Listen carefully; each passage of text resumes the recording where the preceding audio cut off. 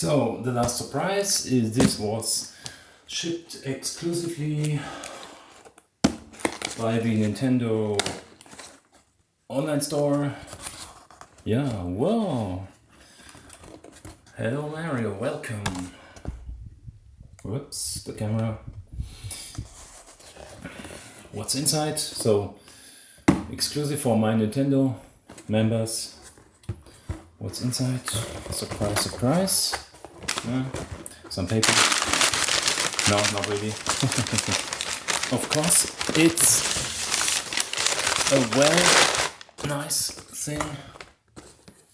The original Nintendo GameCube wireless controller for Nintendo Switch Online.